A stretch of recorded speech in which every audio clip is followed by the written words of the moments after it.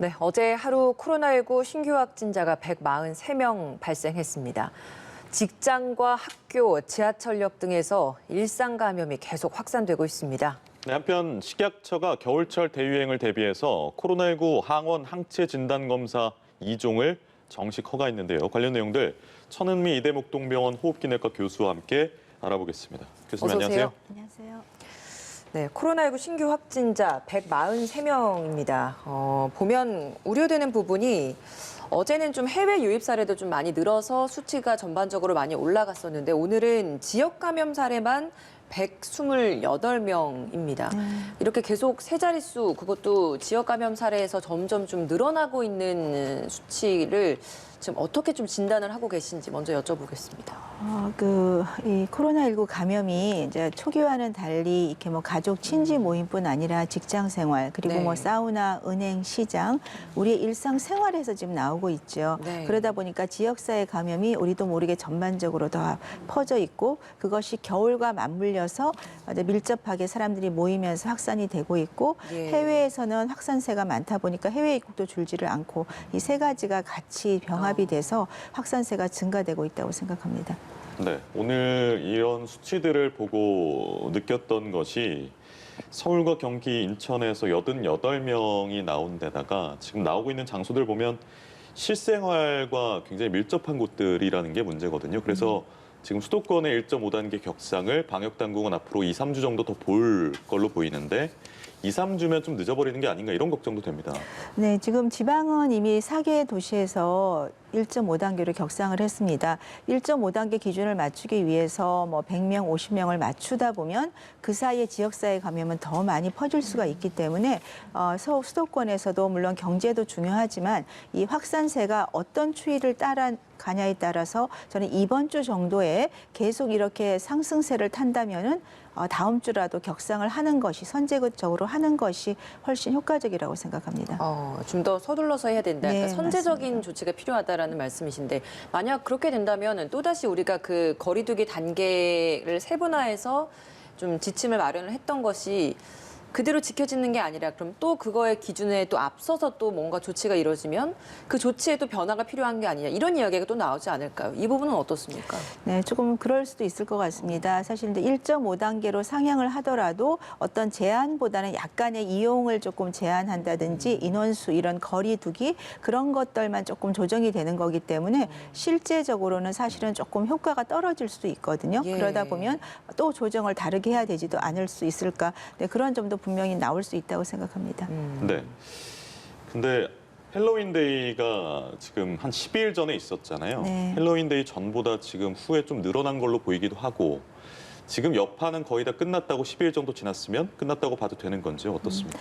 보통 잠복기가 한 4일에서 5일이 평균적으로 제일 많지만 보통 2주 이상 가는 경우도 있습니다. 그래서 아주 폭발적으로 이태원 때처럼 그렇게 할로윈 데이를 기점으로 해서 확산세가 나온 것은 아니지만 지금 지역사회 감염이 나오는 걸 봐서는 일부분은 약간 영향을 주지 않았나 생각이 되고 있습니다. 하지만 이번 주까지는 조금 더 경과를 봐야 될 것 같습니다. 알겠습니다. 네, 모두의 지금 이렇게 나오고 있는 코로나19 확진자 수치가 아무래도 겨울철이 다가오면서의 영향도 네. 있을 것이다라는 말씀을 해주셨는데 우리가 마스크 착용을 하는 것, 손 씻기를 하는 것, 뭐 이런 것들 기본적인 방역 수칙은 사실 계절과 상관없이 꼭 지켜야 되는 수칙이라는 건 이제 많은 분들이 좀 알고 계실 것 네. 같은데 겨울철이 다가오면서 우리가 좀 더 신경을 써야 될 부분, 기본적 수칙들이 있다면 이게 어떤 게 있을지 좀 더 다시 한번 짚어보면 좋을 것 같습니다. 네, 겨울철이 되면 제일 좀 어려운 게 환기죠. 그러니까 실내 밀폐 네. 공간이나 대중교통, 뭐 택시나 버스 때 우리가 문을 닫고 있기 때문에 그렇죠. 바이러스가 공기 중에 있으면 나갈 수가 없어요. 그래서 조금 춥더라도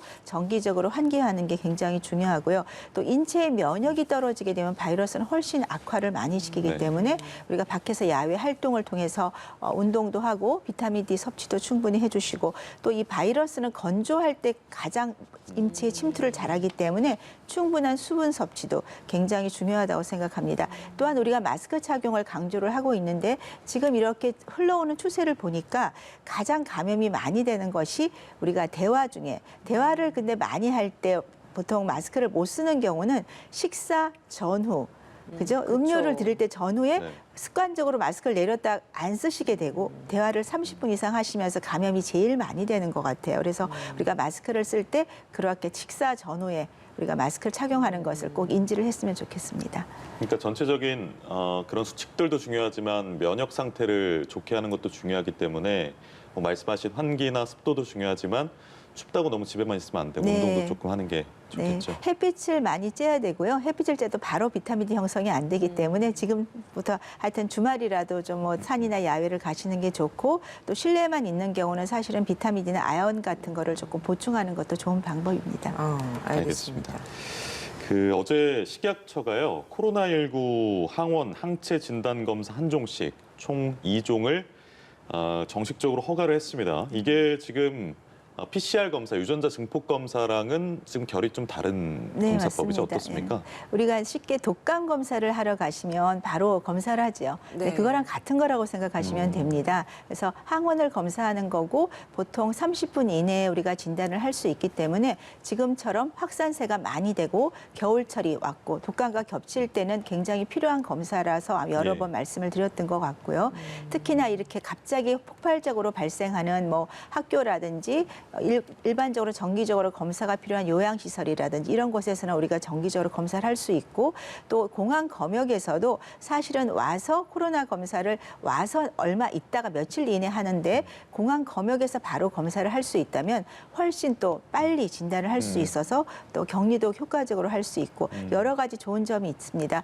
또 하나는 사실은 독감이 지금 이제 유행을 할 시기이기 때문에 이 코로나19만 따로 검사를 하게 되면 독감 검사를 또 따로 해야 되거든요. 네. 그래서 두 가지가 같이 진단할 수 있는 시약이 있으면 좋겠습니다. 그런데 이제 이 신속 진단 시약을 그동안 꺼려했던 이유가 그러니까 민감도, 그러니까 코로나19가 있는 경우에 있게 진단을 하는 민감도가 낮다. 그런데 일부 연구를 보니까 한 5개 정도 검사를 시약을 했더니 3개 정도는 80% 미만이지만 2개는 거의 95%. 우리가 그 유전자 증폭 검사 유사할 정도로 진단율이 높은 것들이 있습니다. 그러니까 우리가 그런 진단 시약을 잘 이용한다면 분명히 도움이 될 거고요.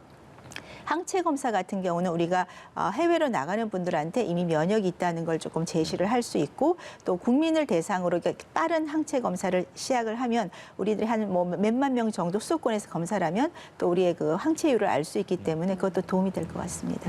이게 만약에 허가가 된다고 하면 그 누가 어떻게 사용할 수 있는 겁니까? 그냥 아무나 쉽게 구매를 해서 개인적으로 활용을 할 수 있는 겁니까? 그거는 아니고요. 아직까지는 의료인하고 검사를 전문적으로 하시는 분한테만 사용을 할 수 있습니다. 그런데 정말로 확진자 수가 많이 는다면은 이것이 특수하게 의료기술이 필요한 검사가 아니고 바로 결과를 볼 수 있는 거기 때문에 네. 일반적인 시판도 저는 뭐 고려할 수도 있다고 생각합니다. 그러니까 말씀하신 뭐 공항이나 항만이나 이런 데서 사용하거나 아니면 학교나 요양시설에서 쓰려면 사실은 말씀하신 것처럼 좀 쓸 수 있는 사람들을 지금은 의료인하고 검사 전문가로 한정돼 있는데 좀 넓힐 필요가 있다라는 말씀이신 네, 그것도 건가요? 필요하고 근데 지금 말씀하신 지역들은 거의 뭐 간호사분들이나 검사를 할 수 있는 분들이 또 그렇긴 하죠. 대부분 있는 곳이기 때문에 지금도 가능하다고 생각합니다. 알겠습니다.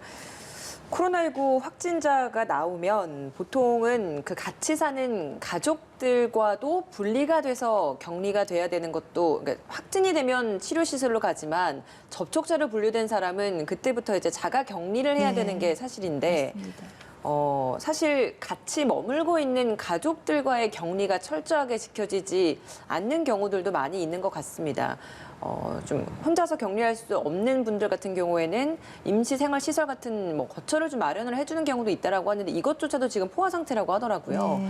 가족 간의 격리 지침을 어떤 식으로 지금 마련이 되어 있고 이걸 좀 더 철저하게 지키려면 어떤 부분이 더 필요하겠습니까? 가족 간 감염을 지금 차단하기 위해서는 사실은 이제 가족끼리 이제 조심을 해야 되는 그런 방법밖에 없는데요. 사실 한 공간에서 생활을 하다 보면 우리가 접촉을 안 할 수가 없습니다. 그래서 뭐 부부끼리는 감염 빈도가 뭐 5배, 뭐 7배까지 네. 올라가기 때문에 사실 가족이 한 명 확진이 되면 대부분 확진자가 많이 나오는 게 그런 요인이죠. 그래서 우리가 밀접 접촉자로 분류가 되면 사실은 그분만이라도 우리가 어떤 일정한 그 숙소나 그런 공간이 마련이 돼서 최소한 2주가 아니더라도 우리가 그 잠복기를 고려해서 한 1주 정도라도 조금 다시 정부에서 지원을 해서 수용을 할 수 있으면 훨씬 효과적인 격리가 되지 않을까 생각합니다. 그러니까 집 내에서의 뭔가 가족 간의 분리는 확실히 좀 어렵다라는 어렵습니다. 말씀이시네요. 네, 아무래도 대화를 하게 되고 공유를 하기 때문에 100% 차단을 하는 건 거의 불가능하다고 생각합니다. 알겠습니다. 지금부터는 감염 사례를 중심으로 좀 살펴보고자 하는데요. 그 역삼역에서 미화원 한 분이 감염이 되시고 나서 이 관련된 확진자가 지금 17명입니다. 확진자의 지인, 가족, 또 다른 직원 이렇게 구성되어 있는데 아직까지는 역내에 있는 승객에 대한 감염은 없는 거잖아요. 그렇습니까? 네. 예, 근데 사실은 어떻습니까? 역내 승객 감염을 찾기는 거의 불가능하죠. 네, 그분이 이제 역을 이용하신 분이 검사를 해서 확진이 되지 않는 한은 어렵고 우리가 이 지역사회 감염이 이런 대중교통을 통해서도 많이 확산이 될 겁니다. 특히 이제 환경 미화원분들은 화장실이라든지 청소를 하시는 분들이기 때문에 아무래도 좀 접촉 감염을 일으키실 수도 있고 이분들은 사실 감염된 것들이 거의 가족이라든지 지인, 지금처럼 대화나 식사를 같이 하는 분들이 나오고 있습니다. 그래서 사실 대중교통에서 확진자를 찾는 것은 어렵고 본인들이 거기를 이용하신 경우에 증상이 있거나 조금 의심이 되는 경우에 검사를 받는 것이 필요할 것 같습니다.